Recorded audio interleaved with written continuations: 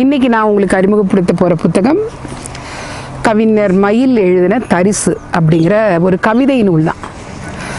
கவிஞர் மயில் பார்த்திங்கன்னா திருப்பூர் மாவட்டத்தில் இருக்கிற காங்கேயத்தில் படியூருங்கிற இடத்துல தான் இருக்காங்க. இவங்க எழுதியிருக்கிற 2வது புத்தகம் இது. முதல் புத்தகம் பௌர்ணமி பூக்கள், அதுவும் கவிதையை பற்றி தான். இப்போ இந்த 2வது புத்தகம் தரிசு அப்படிங்கிறது ஒரு நல்ல சிறப்பான கவிதைகள்லாம் இதில் இருக்குது. ஏன்னா முதல் புத்தகத்தை காட்டிலும் இந்த 2வது புத்தகத்தில் இருக்கக்கூடிய கவிதை வரிகள்லாம் கொஞ்சம் தேர்ச்சி அடைஞ்சிருக்குது அப்படிங்கிறது தான் என்னுடைய வாசிப்பு அனுபவத்தில் நான் சொல்ல விரும்புகிறது. கவிதைனாவே அது பொய் கலந்து இருக்கும், சில சமயங்களில் உண்மை கலந்து இருக்கும், சில சமயங்களில் நம்ம சமூகத்தில் நடக்கக்கூடியதை பார்த்து ஆவேசம் அடைஞ்சு கோவப்பட்டு எழுதுவோம். காதல் கவிதைனா சொல்ல வேண்டாம், ஆணுக்கும் பெண்ணுக்கும் அழகாக காதல் கவிதை அமைஞ்சிடும். ஆனால் ஒரு பெண்ணினுடைய பார்வையில் சில கவிதைகள் வரும்போது அது இந்த சமுதாயத்தில் எந்த மாதிரியான மாற்றங்களை எல்லாம் கொண்டு வரும் அப்படிங்கிறத இவங்களுடைய இந்த தரிசு புத்தகத்தின் மூலமாக இருக்கக்கூடிய கவிதைகளில் நம்ம நிறைய பார்க்கலாம். நிறைய விஷயங்கள் இதில் சொல்லுவாங்க. அப்பா உங்களுக்கு இந்த பகுதிகளில் எல்லாம் பீடி புகையிலை எடுத்து பீடி சுத்து பழக்கங்கள் இங்கே அந்த நடவடிக்கைகள்லாம் இருக்குது. அதில் பீடிக்கு அடிமையான ஒரு அப்பாவினுடைய அந்த கையில் இருந்த பீடி அந்த புகை ஆரம்பத்தில் என்ன மாதிரியான ஒரு துன்ப நிலையெல்லாம் கொடுத்துட்டு இருந்தது. கடைசியில் பார்த்திங்கன்னா அந்த பீடி அப்பா இல்லாத காலங்கள் அந்த பீடி துண்டு அவருக்கு ரொம்ப சந்தோஷத்தை கொடுத்து, இவங்களுக்கு கவிஞருக்கு ரொம்ப ஒரு ஆழமான சந்தோஷத்தை கொடுத்தது அப்படிங்கிற மாதிரிலாம் எழுதியிருப்பார். இதில் எனக்கு ரொம்ப பிடிச்சது என்ன அப்படின்னா, தரிசு அப்படின்னாவே ஒரு வானம் பார்த்த பூமியை சொல்லுவாங்கன்னு அர்த்தம். நிறைய பேர் இவங்களிடத்துல கேட்டிருக்காங்களாம், தரிசுன்னு ஏன் இந்த கவிதை நூலுக்கு நீங்கள் பேர் வச்சிங்க அப்படின்னு. நான் நினைப்பேன், வார்த்தைகளுக்கு பஞ்சம் வந்தபோது கவிதை எழுதுறது கூட அங்கே தரிசாக தான் மாறும் அப்படிங்கும்போது. ஆனால் அந்த தரிசலையும் நல்ல வார்த்தைகளை போட்டு நம்ம நல்ல கவிதைகளை கொடுக்க முடியும் அப்படிங்கிறதுக்கான அடையாளமாக தான் இதை நான் நினைக்கிறேன். இதில் நட்பு அப்படிங்கிறது ஒரு கவிதை ஒரு பெண்ணுக்கும் ஆணுக்கும் உள்ள ஒரு நல்ல நட்பை சொல்லக்கூடிய ஒரு கவிதை. அந்த கவிதையை நான் வாசிக்கிறேன் பாருங்க. நீண்ட காலம் வேண்டும் தோழனாய் நீ எனக்கு, நீரின் அளவின் ஒற்றியே தாமரையின் வளர்ச்சி போல் உனக்கும் எனக்கும் நட்பு தோழா. நெடுநாள் பயணத்தில் நீ சற்றே இளைப்பாறுகிறாய், ஆனால் இலையுதிர் காலத்தில் அல்லவா இளைப்பாறுகிறாய். எத்தனை முறை பேசியிருப்போம் நீயும் நானும், வேண்டும் வேண்டாம் என்ற முடிவை எடுக்க. உனக்கு ஞாபகம் இருக்கிறதா, பள்ளி பருவத்தை நினைவு கூறும் போது நீ அடிவாங்கிய தழும்பை காட்டி சிரித்தது.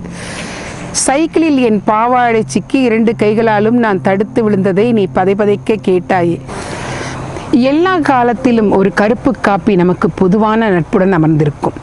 நீ இல்லாத நாட்கள் உணவுக்காக வரும் குருவிகளிடம் நான் பேசியது உனக்கு தெரியாமலேயே போயிருக்கக்கூடும். பலவிதமான வாக்குவாதம் நமக்கு, ஆனாலும் நாம் நண்பர்கள். நான் அழும்போது நீ சொல்லும் அதிகபட்ச வார்த்தை அழுவது பிடிக்காதென்று. பிறகு எப்படி உணர்த்துவேன் என் வழிகளை? எனக்கு பிடித்த உணவு எதுவும் உனக்கு பிடிக்காது, உனக்கு பிடித்த உணவு எதுவும் எனக்கு பிடிக்காது, ஆனாலும் நான் நண்பர்களே. ஒரு நள்ளிரவில் நான் கண்ட கனவில் நீ என்னை விட்டு விலகியது போல் கனவு. என் தலையில் அடித்து பைத்தியமே, அப்படி போனால் உன்னையும் அல்லவா நான் அழைத்து செல்வேன் என்றாய். நரம்புகள் வழியாக குருதியில் கலந்து அழுத்தம் நட்பு எல்லாம் இல்லை. சொல்ல முடியாத வார்த்தைகள் உண்டு, சொல்லியும் ஏன் சொன்னோம் என்ற வார்த்தைகளும் உண்டு. ஆனாலும் ஏன் என்றுதான் தெரியவில்லை. சொல்லாமலேயே நீ விட்டு போனதில் மறுபடியும் நான் புரிந்து கொண்டேன். சொன்னால் எனக்கு வலிக்கும் என்பதால் நீ சொல்லாமலேயே போனாயோ என் தோழா அப்படின்னு அழகாக ரொம்ப நல்லா எழுதியிருக்காங்க. இதில் ஒரு மகள் வாழக்கூடிய வீட்டில் என்னவெல்லாம் நினைவுகள் இருக்கும், அந்த பெண் திருமணமாகி போகும் அப்படிங்கிற போது அந்த கவிதை ரொம்ப நல்லா இருந்தது. மகள் விட்டு சென்ற அந்த கரடி பொம்மையிலிருந்து எல்லாமே எப்படி அந்த பெண் மறு வீட்டுக்கு போகும்போது என்னெல்லாம் அதை நம்ம கொடுத்து அனுப்புகிறோமோ அந்த நினைவுகள் எல்லாம் எப்படி இருக்குது அப்படிங்கிறத அழகாக எழுதியிருப்பாங்க.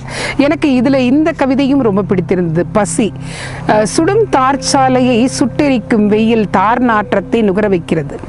சாக்கடை அடைப்பை சங்கடமில்லாமல் அள்ளி போட வைக்கிறது. ஏற முடியாத ஏணியில் ஏறி கட்டிட வேலையில் வெந்து போகிறது. டிரைவர்களே இப்படித்தான், கண்முன் தெரியாத கபோதிகள் என்று பட்டம் வாங்கி தருகிறது. விறகு கடையில் விறகு கட்டையாய் உழைக்க வைக்கிறது. ரோட்டோரத்தில் துணிவிரித்து கடை போட்டும் கடனை காட்டுகிறது. செங்கல் சூளைக்குள்ளும் சிவந்து போகிறது பிஞ்சுகள். ஒரு நீண்ட நெடுஞ்சாலையில் வெள்ளரிக்காய் விற்று கொண்டிருக்கிறது விடலைகள். வயதாகித்தான் போனது, ஆனாலும் பசிக்கிறதே வயிறு. பட்டாணி விற்கும் கிழவிக்கு உப்பு காரம் எல்லாம் இல்லை, எனினும் பசிக்கு வயது வரம்பு இல்லை. ஆனாலும் இருக்கிறது வறுமை, கடந்துதான் போகிறது வயிற்று பசி அப்படின்னு எழுதியிருக்காங்க. ரொம்ப நல்லா இருக்கு. ஒவ்வொரு கவிதையும் வந்து ரொம்ப ரொம்ப சிறப்பாக இருக்கு. புல்லாங்குழலை பற்றி ஒரு கவிதை எழுதியிருந்தாங்க, எனக்கு ரொம்ப பிடிச்சிருந்தது. தீயினால் சுட்ட பின்னும் தீதின்றி பாடுகிறது புல்லாங்குழல் அப்படின்னு.